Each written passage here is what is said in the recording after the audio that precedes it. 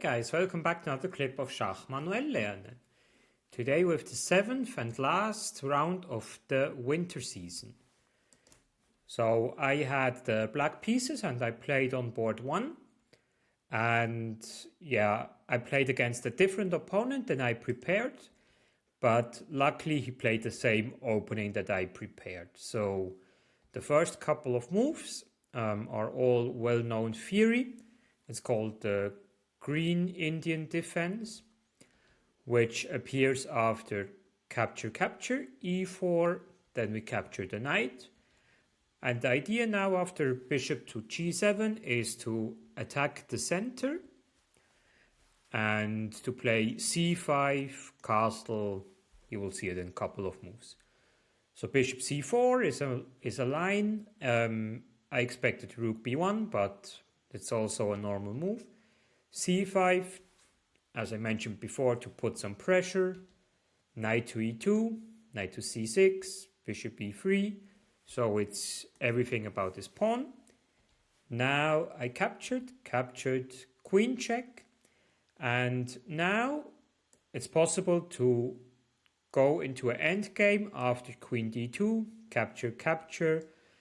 And this is considered as slightly better for white, but yeah, quite good playable for black still.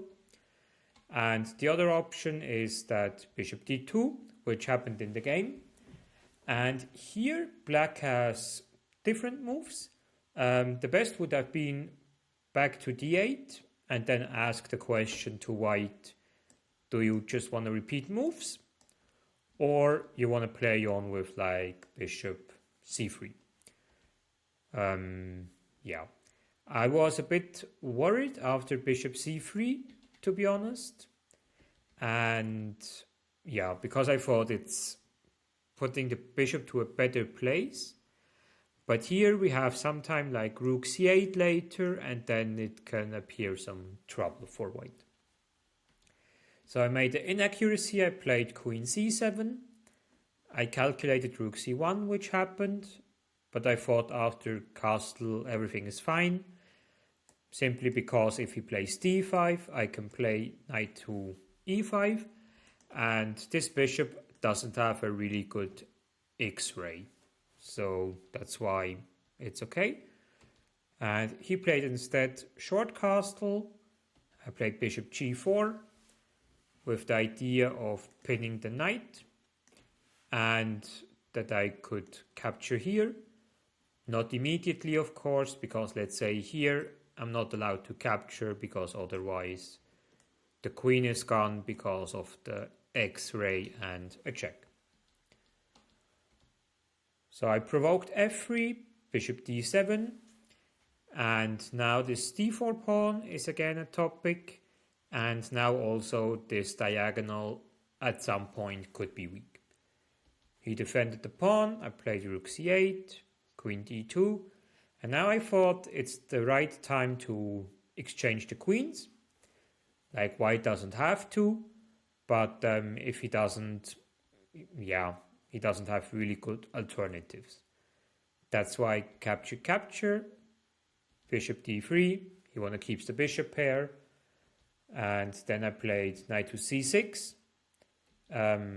Small variation, b5 would have been better with going to c4 with this idea. I calculated it, but I evaluated it wrong, unfortunately.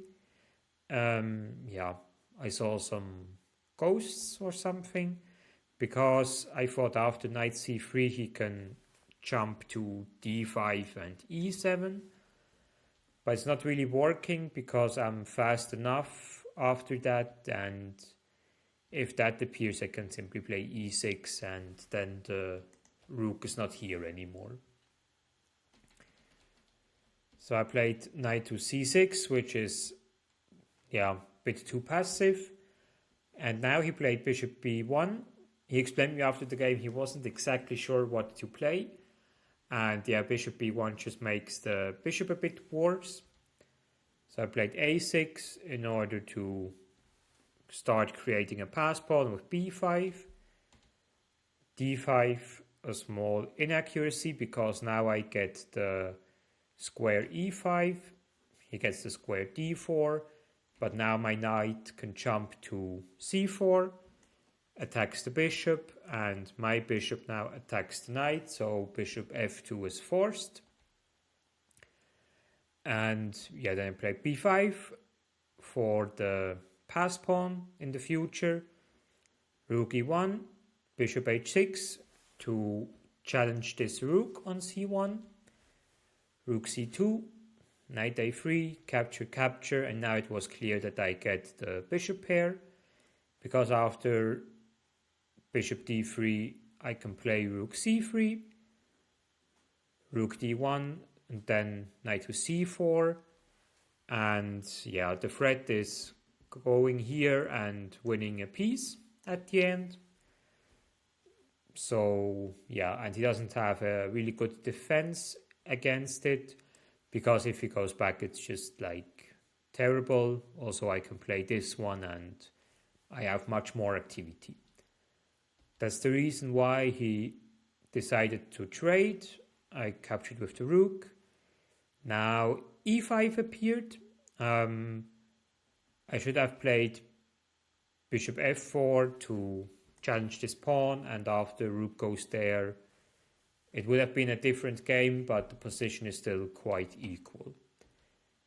I decided to play b4 with simple idea to try to create a pass pawn. Now he played e6, which is an understandable move because it forces me to a decision to do something with my bishop or with my pawn.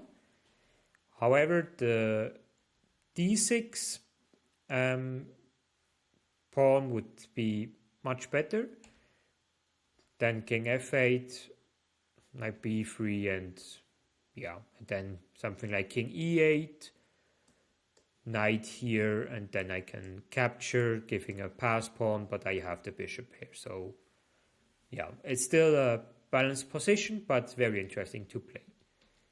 So he played e6, and then I had a nice Zwischenzug, which is bishop a4, that attacks the rook. And after knight to b3, I played f5. And yeah, after f5, I just needed to calculate some d6, e7 stuff, or also something like that. But I figured out everything works. So he played g3, because in some variation it was the idea to put the rook on the last rank and then with bishop here for some possible threats. Then I played bishop g5 with a couple of ideas. First of all, protecting this pawn. So in case he plays this, this pawn is protected. Then it also covers the d8 square in case the rook would come once here. And then he tried to trade the rooks. I played bishop b5, d6, capture, capture, rook c2. And now he could play f4. My bishop went back to block the pass pawn. And then he played rook d2. Rook d2 is not the best move, but here's also the question, what else to do? If you play something like, I don't know, rook to d1, then I will be able to play bishop c4 in order to win the e6 pawn, or maybe I can take already on a2, and that's why he defended. And here I also took some time, and I thought if the endgame is winning after the rook trade, and I came to the conclusion it's just much better, because after capture, capture, king f8, I will win in long term this pawn here.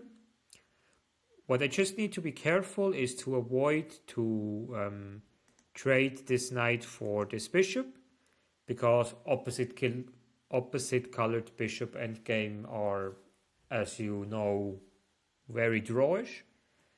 That's why I played king f8 and not something like this, because then it could appear something like this, and then after capture, it would be a draw. That's why I played king f8 first, and then I played bishop d4, bishop d6, knight to b3. Now I play bishop c4, and if he plays this as an option, I don't capture. I would simply play king e7, and then I can either try to grab this one or this one, and I will just win a pawn, and with the bishop pair in combination I have a big advantage. The game continued not much. Like, I played bishop c4, and that was the 40th move, so we didn't have both time trouble, and he played then king f2, and then I was a bit surprised that he resigned in this position. White is much worse, but it's something you can hang on and still keep on fighting. But I was happy that I won. It was quite a smooth game, so I was also happy about the quality, and my squad won as well, so we could avoid the down promotion to the lower league, which was awesome and important, and was also a good ending for the winter season. Now next Saturday starts the summer season, and I will keep you updated how it goes. I wish you a wonderful weekend, stay healthy guys, and enjoy your own chess games.